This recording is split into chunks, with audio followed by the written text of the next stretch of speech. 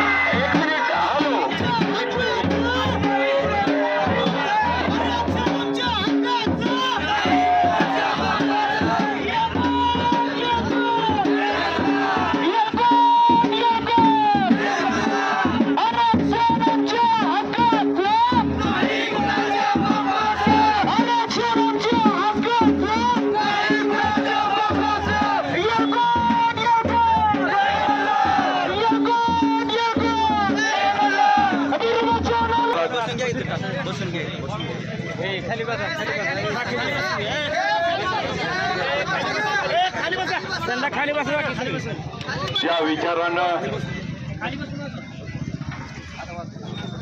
महाराष्ट्र चालतो त्या छत्रपती शिवाजी महाराज, शाहू फुले आंबेडकर, अहिल्यादेवींच्या या थोर महाराष्ट्रात आज आपल्या सर्व समाज बांधवाला त्या ठिकाणी धनगर आणि धनगड या एका शब्दाच्या खेळामुळे आज गेले कित्येक वर्ष आज त्या ठिकाणी लढा उभा करावा लागतो।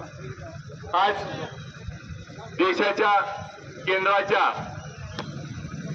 यादीत देखील आज त्या ठिकाणी धनगड आणि धनगर या शब्दाच्या एका खेळामुळे आज माझा धनगर समाजाच्या बांधवाला एसटी आरक्षणापासून दूर वंचित ठेवायचं काम गेले कित्येक वर्ष प्रत्येक पक्षाच्या प्रत्येक सरकारच्या माध्यमातून त्या ठिकाणी घडलंय। परंतु यासाठी गेले अनेक वर्ष अनेक योद्ध्यांनी त्या ठिकाणी लढे दिले। त्या ठिकाणी ह्या सर्व लढ्याला एक संघून एकजुटीनं त्या ठिकाणी काम करतायत।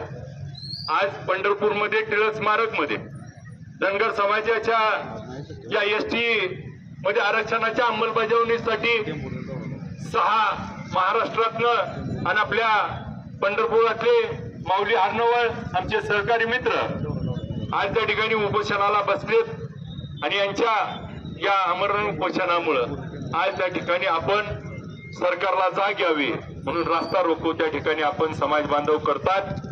आज या निमित्तानं सर्वांना मी एवढंच सांगतो की एसटी आरक्षण धनगर समाजाला मिळावं म्हणून आमचा त्या ठिकाणी जाहीर पाठिंबा आहे। आम्ही सगळेच आपल्या खांद्याला खांदा लावून आपल्या सोबत त्या ठिकाणी लढ्यामध्ये सामील आहोत। आज प्रत्येक समाजाचे प्रत्येक विषय, आज मराठा समाजाचा आरक्षणाचा विषय असेल, धनगर समाजाचा एसटीतून आरक्षणाचा विषय असेल, लिंगायत समाजाचा आरक्षणाचा विषय असेल, मुस्लिम समाजाचा आरक्षणाचा विषय असेल, महादेव कोळी समाजाचा आरक्षणाचा विषय असेल, इतके विषय आज सरकार त्या ठिकाणी प्रलंबित ठेवतोय आणि हे विषय असेच लावून धरून याच्यावरती राजकारण कुठेतरी होतंय अशा पद्धतीची भावना आज सामान्य माणसामध्ये होते। त्याला कुठेतरी बगल देणं गरजेचं आहे आणि सरकारनं त्या ठिकाणी एका रात्रीत नोटबंदी केली होती, तसं एका रात्रीत हे सगळे आदेश काढून सगळ्या समाजाला त्या ठिकाणी न्याय द्यायची भूमिका घ्यावी अशी मी या निमित्तानं भूमिका घेतो। आपल्याला या आंदोलनाच्या निमित्तानं एवढंच सांगतो की आपण सगळेजणांच्या एकजुटीचा आज आपल्याला सगळ्याला त्या ठिकाणी फायदा होणार आहे। अहिल्यादेवी होळकरांच्या आयुष्यातला एक प्रसंग आहे की अहिल्यादेवी 7 वर्षाच्या होत्या, वाळवंटात त्यांच्या मैत्रिणीबरोबर खेळत होत्या आणि मग खेळत असताना त्यांनी एक पिंड केलेली होती आणि त्यावेळेस मल्हारराव होळकर आणि बाजीराव पेशवे त्या ठिकाणाहून जात असताना एक त्यांच्या ताब्यातली घोडी त्या ठिकाणी उधळली आणि मग सगळ्या मुली पळून गेल्या. परंतु अहिल्यादेवी त्या पिंडीवरती पोट धरून त्या संरक्षणाला थांबल्या आणि घोडी साईडून गेल्यावर त्या ठिकाणी बाजीराव पेशवे मल्हारराव होळकर आले आणि विचारलं, अरे तुला बाळा भीती वाटली नाही का? आज त्या ठिकाणी घोडी अंगावर आली असती, तुडवलं असतं तुला. त्यावेळेस अहिल्यादेवींच्या 7 वर्षाच्या त्या चिमुकलीचं वाक्य होतं, ज्या गोष्टीची मी निर्मिती केली तिथं संरक्षण करण्याची जबाबदारी माझी आहे. हा विचार त्या काळामध्ये 7 वर्षाच्या चिमुकलीने दिला. म्हणून आज जगावरती त्या ठिकाणी अहिल्यादेवींच्या विचाराचा पगडा आज देखील आहे. तर तेच विचार उद्याच्या काळात आपण घेऊन पुढचा काळ आपला करूया. आपल्याला या निमित्तानं सगळे समाज बांधवाला एवढं सांगतो, तुमच्या सुखादुखात कोणत्याही प्रसंगात त्या ठिकाणी आरक्षणाचा असेल कोणताही विषय त्या ठिकाणी आम्ही तुमच्या सोबत आहोत आणि भविष्यातल्या लढ्याला देखील आम्ही तुमच्या सोबत आहोत. कोणताही कसाही लढा आपण जे स्वीकारला तर त्यामध्ये आम्ही आपल्या ताकदीच्या सोबत आमची ताकद देऊन आपण खांद्याला खांदा लावून हा लढा यशस्वी करूया. सरकारनं मराठा समाजाबरोबर धनगर समाज असेल, लिंगायत समाज असेल, महादेव कोळी समाज असेल, मुस्लिम समाज असेल, या सगळ्या आरक्षणावरती त्वरित तोडगा काढावा. धनगर समाजाला एसटीतून आरक्षण देऊन केंद्र आणि राज्य सरकारच्या ज्या योजनापासून मुलं वंचित राहत आहेत, 1-2 मार्गाने आज त्या ठिकाणी बाहेर पडतायत, ज्यांचे वय आता संपून चाललेत आणि त्यांना आता मोठा त्या ठिकाणी फटका बसतोय, तर त्वरित त्याचा आरक्षणाचा निर्णय घ्यावा आणि माझ्या समाजाला त्या ठिकाणी आज यातून बाहेर काढावं आणि अशी आंदोलनाची वेळ येऊ नये. आज त्या ठिकाणी उपोषणकर्त्यांना देखील पाठिंबा दिलाय, आपल्याला देखील पाठिंबा देतो. पुढच्या काळात आपण एवढंच सांगतो आणि सांगतो. जय महाराज. यानंतर समाज कल्याणचे माजी सभापती आणि आमचे समाजाचे नेते माननीय शिवाजीराजे छंद धनगर एकजुटीचा आज या ठिकाणी धनगर समाजाच्या आरक्षणाची अंमलबजावणी करावी यासाठी व समाजाच्या मागणीची सरकारनं दखल घ्यावी यासाठी खास करून या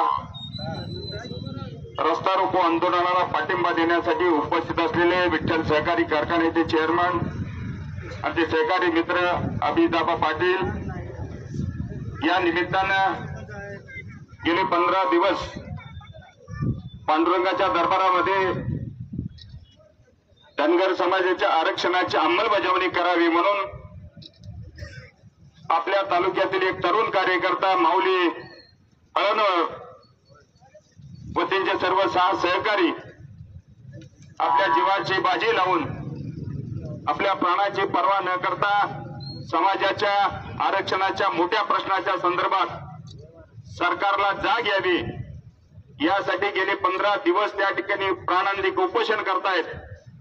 या ठिकाणी त्यांना पाठिंबा देण्यासाठी काल आपल्या सर्व समाज बांधवांनी काल एक निर्णय घेतला की या राज्यामधील जे आमदार आहेत, खासदार आहेत, त्यांच्या घरासमोर जाऊन त्यांनी राज्य सरकारला पत्र दिलं पाहिजे की खऱ्या अर्थानं धनगर समाजाची मागणी रचा आणि द्यायचा विचार न करता त्याची अंमलबजावणी करण्याची घोषणा गेल्या 10 वर्षापूर्वी ज्या सरकारने आपल्याला दिलेली होती.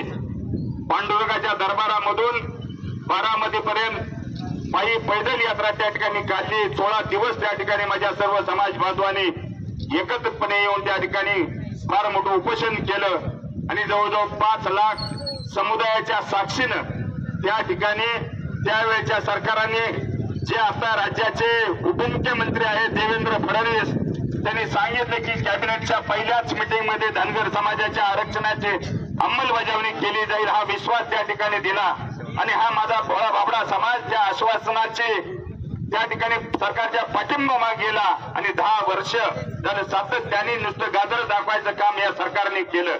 नुसतं धनगर समाजाचाच आरक्षणाचा प्रश्न त्यांनी भिजत ठेवलेला नाही तर मराठा समाजाच्या संदर्भात सुद्धा जरांगे पाटील गेले अनेक वर्ष 1 वर्ष झालं सातत्याने जीवाची बाजी लावतात. अनेक मुस्लिम समाजाचा प्रश्न आहे, महादेव कोळी समाजाचा प्रश्न आहे, या ठिकाणी अनेक प्रश्नाचे दखल न घेण्याचं काम सरकार त्या ठिकाणी करत आहे आणि म्हणून सरकारला जाग आली पाहिजे, आपला आवाज सरकारच्या कानावरती गेला पाहिजे, समाज एक झाला याची जर दखल सरकारनं जर नाही घेतली तर निश्चितपणे पुढच्या कालखंडामध्ये सरकारला याची किंमत मोपावी लागेल. याची दखल सरकारने घ्यावी ही मी आपल्याला नम्र विनंती या ठिकाणी करतो. खरं तर गेल्या 10 वर्षामध्ये जे सरकारला जमलं नाही, अजूनही वेळ गेलेली नाही, अजूनही आता भविष्यामध्ये 10-15 दिवसामध्ये कधी विधानसभेचं बिगुल वाजल हे सांगता येत नाही. आपल्याकडे सरकारकडे 10 दिवसाची बाकी शिल्लक आहे आणि या 10 दिवसाच्या बाबतीत सरकारने अध्यादेश काढावा की सरकारनं धनगर समाजाला अनुसूचित जमातीचं एसटीचं आरक्षण दिलं अशा पक्षी घोषणा करावी आणि जर नाही दिली तर 10 दिवसानंतर या सरकारचं काय होईल हे या ठिकाणी सांगता येणार नाही. या ठिकाणी अनेक समाज बांधव या ठिकाणी सगळ्या जातीची मंडळी या ठिकाणी आली, त्याबद्दल मी त्यांचं मनापासून अंतःकरणापासून या ठिकाणी आभार व्यक्त करतो. आपण सर्वजण या ठिकाणी मोठ्या संख्येनं या आंदोलनाला पाठिंबा झाला, करकममध्ये रस्ता रोको करताय आणि याची दखल निश्चितपणे सरकार घेईल. या ठिकाणी आपण एकजुटीनं एक विचारानं निश्चितपणे उद्याच्याला सुद्धा आपला मोठा कार्यक्रम आहे. उद्या 24ला फार मोठं पंढरपूरच्या ज्या ठिकाणी आपले 6 लोक उपोषणाला बसलेले आहेत, आपले सगळी कुटुंबातील माणसं, गावातील सगळे तरुण सहकारी वयोवृद्ध माणसं घेऊन आपल्यासाठी आता ही आरपारची लढाई आहे. ह्या 2-4 दिवसात जर झालं नाही तर पुन्हा भविष्यात मिळेल का नाही याची गॅरंटी नाही. म्हणून राहिलेल्या 2-4 दिवसामध्ये आपण सर्वांनी गावामध्ये एकत्र जावा, विचार सांगा की बाबा आता आपण शेवटच्या लढाईमध्ये सामील झालं पाहिजे आणि तशा पद्धतीची हाक आपण सर्व गावामध्ये देऊन उद्याच्याला सकाळी 11 वाजता आपण सर्व तरुण सहकारी असतील, वयोवृद्ध असतील, महिला माता भगिनी असतील, सर्वांनी एकत्र आपल्या एकजुटीचा त्या ठिकाणी एकजूट दाखवावी हीच आजच्या या रस्ता रोकोच्या आंदोलनाच्या निमित्तानं माझ्या सर्व सहकारी मित्राला आग्रहाची आणि नम्र विनंती करतो. निश्चितपणे सरकार या आंदोलनाची दखल घेईल असा विश्वास मला या ठिकाणी वाटतो आणि थांबतो. जय हिंद, जय मल्हार.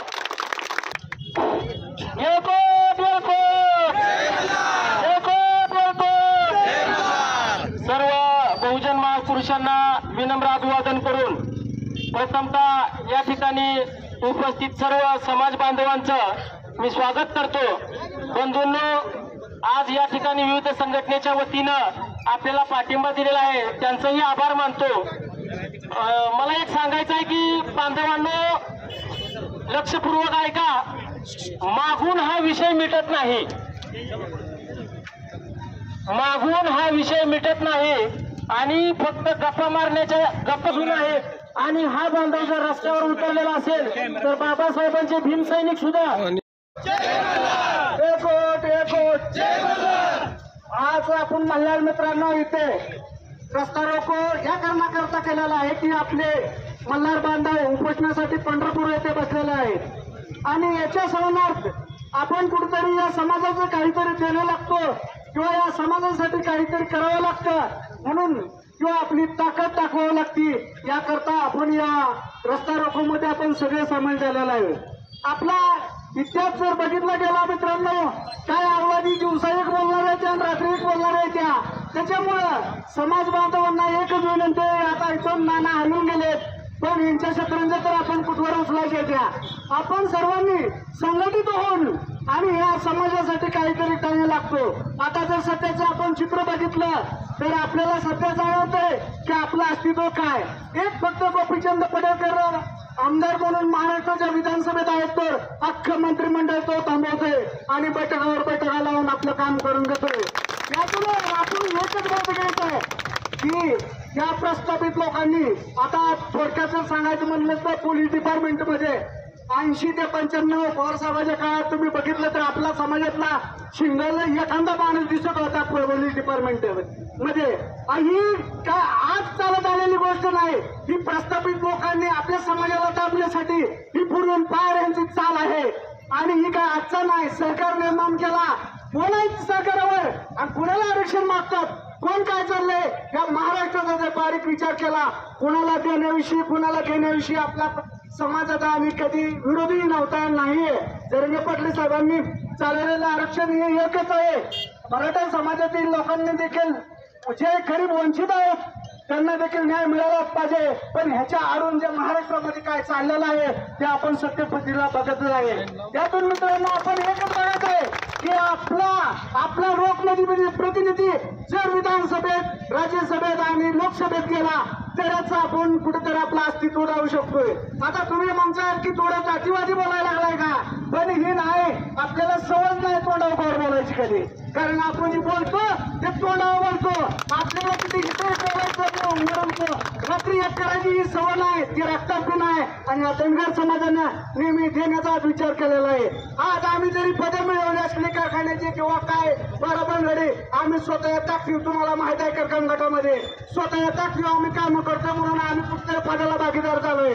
ही काय डोकं आपल्याला डोक्यावर हात ठेवायचं म्हणून काय पद्धत येत नाही. तर माझी सगळ्यांना विनंती आहे, हे आरक्षणाचं हे चालूच राहणार आहे, हे आरक्षण आपल्याला मिळणारच आहे. फक्त आपण एकजुटी दाखवली पाहिजे आणि ही एकजुटी कायम अशीच ग्रामपंचायती पासून विधानसभेपर्यंत दिसली. बरोबर आपला पल्ला तर उभा करून दिला, विधानसभेचं दार तरी उभं करून देऊ. आज विचार केला तर 70 मतदारसंघामध्ये नुसता समाजाचा विचार केला तर आपले 70 आमदार फक्त धनगर समाजावरती निवडून देऊ शकतील. आणि परंतु आपले एक उद्योग आहे की आपली एकटी नसल्यामुळे या प्रस्थापित लोकांनी आपल्याला ओळखून सोडलेलं आहे.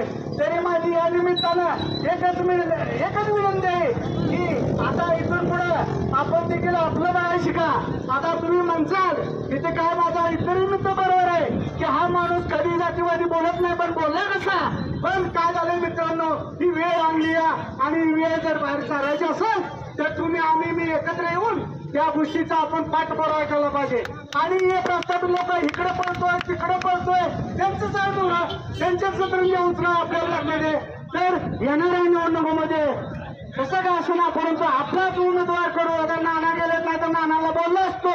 इतिहास सगळा आता काय धनगर पहिला वेळा राहिलेला नाही, त्याला पाठीमागचे माहित आहे, चालूचे माहित आहे, पुढे काय करायचं माहित आहे.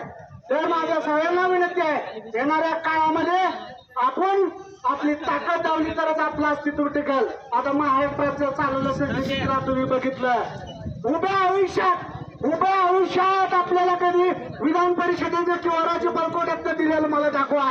फक्त भाजप सरकारनेच महात्म्याला दिलं, गोपीचंदला दिलं, महादेव जानकर साहेबांना दिलं, कॅबिनेट केलं.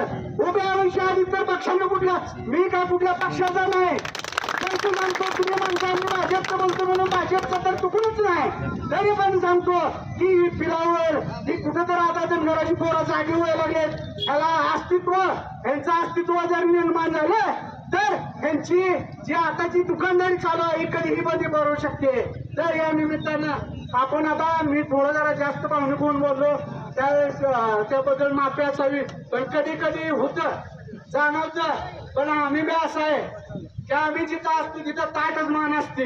आणि कुठेही जावा पंढरपूरमध्ये एवढं सोपं नाही, राजकारणात राहायचं, सगळ्या गोपाळात राहायचं एवढं सोपं नाही. त्यात मार्ग काढत आम्ही स्वाभिमानानं राजकारण करत आहे. तर या निमित्तानं आता एवढीच एक विनंती आहे की एसटीचं आरक्षण आहे, एसटीचं आरक्षणाचा आता मुद्दा 10-15 दिवसात किंवा मार्गी लागेल, सगळ्यांनाच लागेल. मराठी समाजाचा तर ऑलरेडी 10% लावलेला आहे, आपला सुद्धा काही प्रक्रियेमध्ये चालू आहे. तर या निमित्तानं प्रशासनाला एवढीच विनंती करतो की आमची दखल शासन दरबारी पोहोचवावी. चुकून काय माझ्याकडून चुकून एखादा शब्द माझ्या मित्रपरावरती केला असेल तर माफी असावी, डिपार्टमेंटची माफी असावी. एवढं बोलून मी भाषा संपतो. जय हिंद, जय महाराष्ट्र. जे आरक्षण आहे माझ्या धनगर बांधवासाठी, मी सविता संजय नवगिरे, राष्ट्रवादी जिल्हा उपाध्यक्ष. तर ह्या माझ्या बांधवांना माझा खंबीर पाठिंबा असेल. या ठिकाणी इरफान तांबोळी 2 मिनिट आपलं मनोगत व्यक्त करा. अरे बोलू द्या. आदरणीय व्यासपीठ और आज सोमवार दिनांक 23/9/2000 रोजी आपण सर्व जवळ चौकात जमा झालो आहोत. आपण आपला मुद्दा लक्षात घेता जे काही अन्याय आपल्यावर होतात, एसटी मधून जे आपल्याला सवलती भेटत नाहीये आणि आमचा समाज धनगर समाज आहे, धनगर नाहीये, हा विशेष मुद्दा लक्षात घेत असतात. पुस्तक संदेश बनवणे आपला समाज आपला समाज वर्तमानामध्ये माझा प्रश्न प्रत्येकाच्या मनात येतो की असं काय आहे आपल्या समाजशास्त्रीय दार्शनिक साधना केवळ आपली पाळीपुळी शोधण्यासाठी अनेक उपयोगी होत आहेत. तर महाराष्ट्र पुरातन इतिहास पाहिला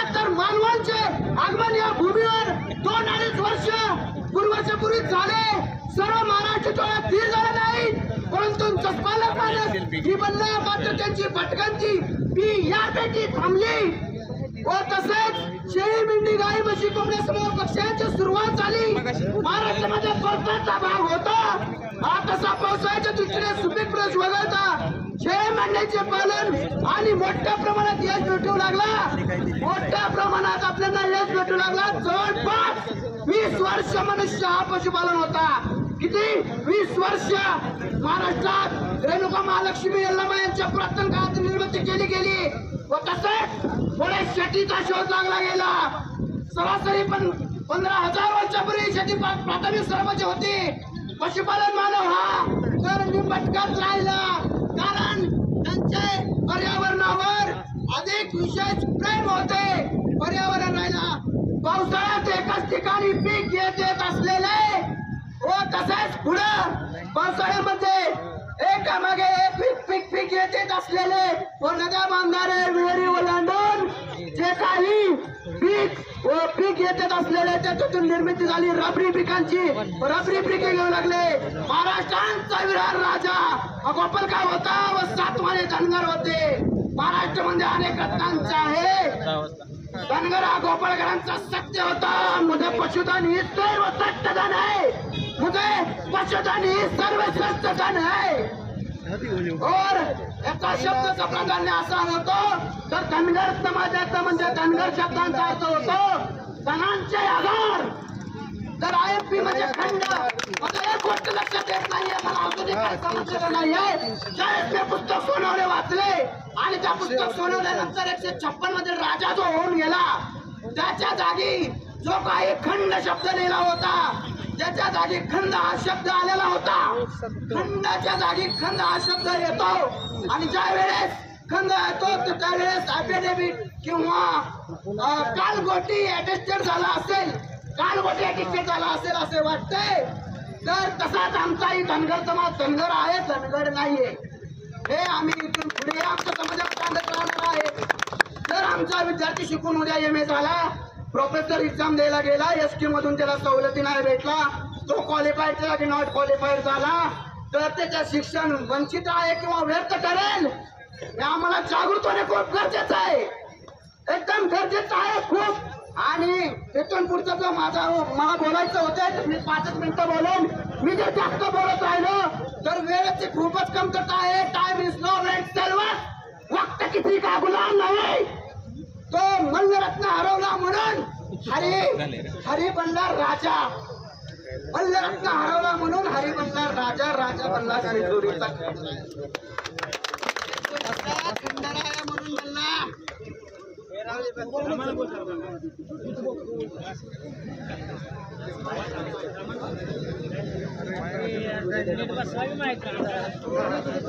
शिंदोरीचा खंडराया म्हणून बनला.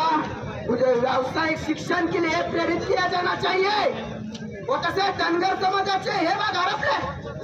13व्या शतकानंतर जे काही गोष्टी लक्षात येतात, 13व्या शतकानंतर पुरातनी जसं आम्ही पुस्तक सोनवल्यामधून काढलेलं आहे. पुस्तक सोनवल्यामधून याच्यावर काही विषय नाहीये.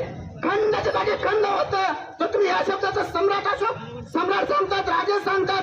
तर आमचा धनगर हा 5 ॲफिडेव्हिट फॉर्मवर न्यायालय उत्तर देतं की हा धनगरच आहे आमचा समाज. तर आमचा धनगर नाहीये. सगळ्यांना सांगू इच्छितो मी की हा धनगर समाज आहे. आणि मला अहिल्याबाई होळकर आणि आपल्या महापुरुषांचे जे काही विचार आहेत त्यांच्याशी मी विचार केलेला आहे आणि त्यांचे वाचन करत आहे मी.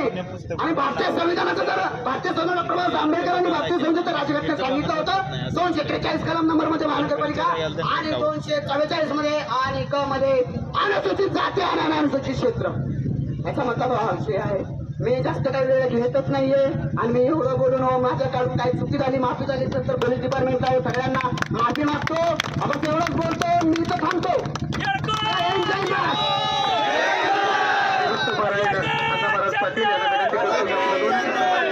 मोजक्या शब्दामध्ये आपलं मनोगत व्यक्त करावं. अण्णा महाराज पाटील हरिभक्त पराय.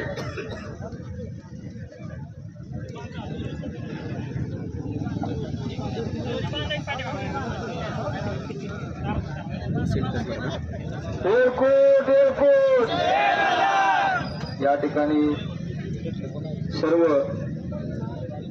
धनगर समाज व त्या ओबीसी मध्ये येणारे पोट जाती सगळे आहे यांच्या वतीनं प्रथमतः आमच्या गोळेगावच्या वतीने या ठिकाणी या असणाऱ्या आंदोलनास पाठिंबा जाहीर करतो.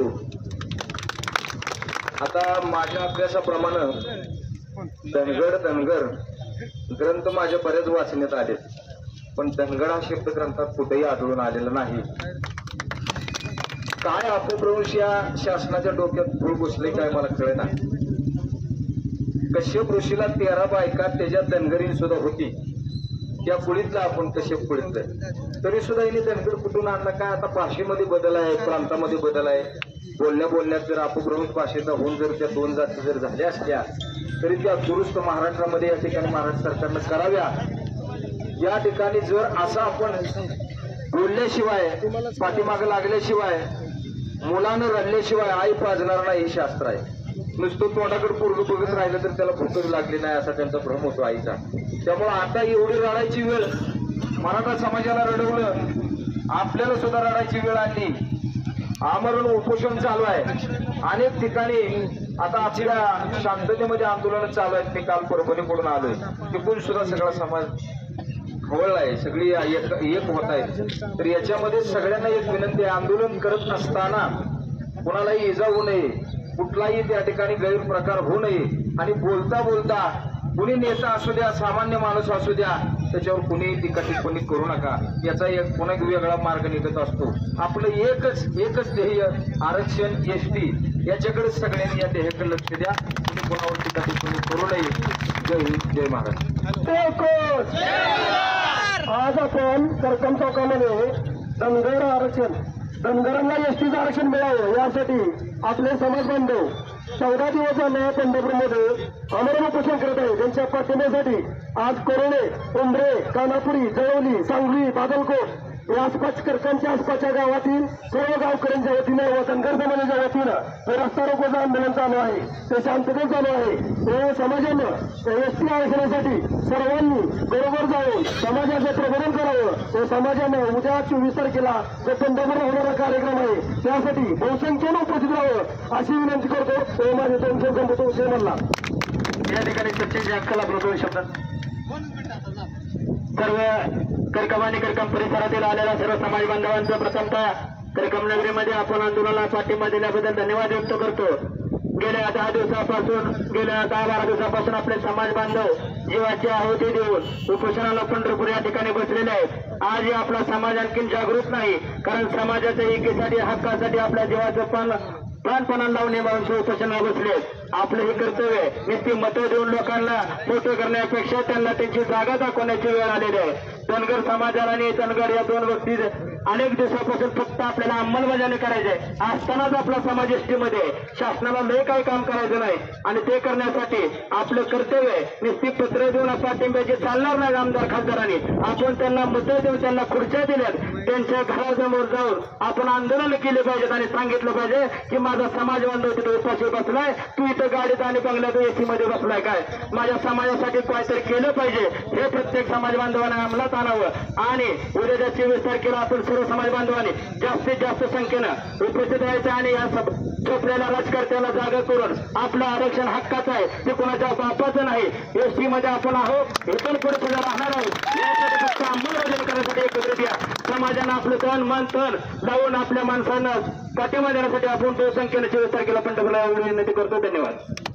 आणि घटनेचे शिल्पकार डॉक्टर बाबासाहेब आंबेडकर, थोर साहित्यिक अण्णाभाऊ साठे, ज्यांनी शिक्षणाची क्रांती केली, अशा क्रांतीज्योती सावित्रीबाई फुले, महात्मा फुले, ज्या स्त्री राज्यकर्त्यांनी स्त्रीचं राज्य कसं चालवावं, आदर्श असं राज्य कसं चालवावं, अशा पुण्यश्लोक अहिल्यादेवी होळकर, नरविलजी उमाजी नाईक आणि विशेषतः या भारत देशाच्या स्वातंत्र्यासाठी अनेक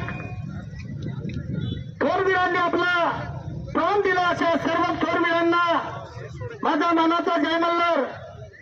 बंधूंनो, गेल्या अनेक दिवसापासून धनगर आरक्षण हा 36 क्रमांकाला एसटी मध्ये असताना सुद्धा 2014ला मोठी अशी जनयात्रा पंढरपूर ते बारामती निघली त्या ठिकाणी आताचे उपमुख्यमंत्री माननीय देवेंद्रजी फडणवीस साहेब यांनी सांगितलं की तुम्ही या ठिकाणी उपोषण थांबवावं. मी तुम्हाला पहिल्या कॅबिनेटमध्ये धनगर एसटी आरक्षणाची अंमलबजावणी करतो आणि धनगर समाजाचा समावेश एसटी मध्ये करतो. पण बांधवांनो गेली 10 वर्ष त्या एसटीच्या आरक्षणाचा अंमलबजावणीचा अद्याप मुहूर्त लागलेला नाही. म्हणून करता वारंवार या ठिकाणी आपल्या पंढरपूर तालुक्यामध्ये 6 उपोषणकर्ते 6 योद्धे गेल्या 14 दिवसापासून या ठिकाणी उपोषण करत आहेत. आणि या उपोषणासाठी पाठिंबा म्हणून या ठिकाणी आज या जवळी चौकाच्या ठिकाणी या ठिकाणी आपण रस्ता रोको केलेला आहे. आणि या रस्ता रोकोसाठी सर्व संघटनेच्या माध्यमातून या ठिकाणी आपल्याला मोठ्या पोलीस प्रशासनाने सुद्धा सहकार्य केलेलं आहे. त्यांचं सर्वांचे मी आभार मानतो. आणि पुन्हा एकदा सर्व आलेल्या समाज बांधवांचं मी सर्व या नियोजकर्त्याच्या वतीनं आभार मानतो आणि स्वागत करतो. आणि या ठिकाणी शासनाच्या वतीनं प्रशासनाच्या वतीनं आलेल्या अधिकाऱ्यांनी हे पहा प्रत्येक गावातील एका प्रतिनिधीने पुढे यावं निवेदन घेण्यासाठी.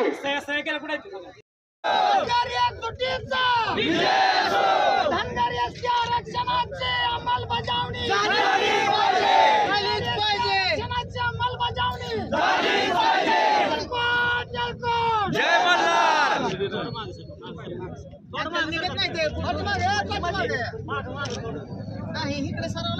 म्हणतो तुम्हाला थोडं मागे मागे सर तेवढं तुम्ही मागे सर ना. सगळ्यांना विनंती आहे शांततेत जायचं. वाहनाला कुठले काय धक्का विजा करू नका. बेधडक आणि रोखठोक बातम्या पाहण्यासाठी करकम सुपरफास्ट न्यूज चॅनलला सबस्क्राईब करा व बेल आयकॉनवरती क्लिक करून नोटिफिकेशन ऑन करा.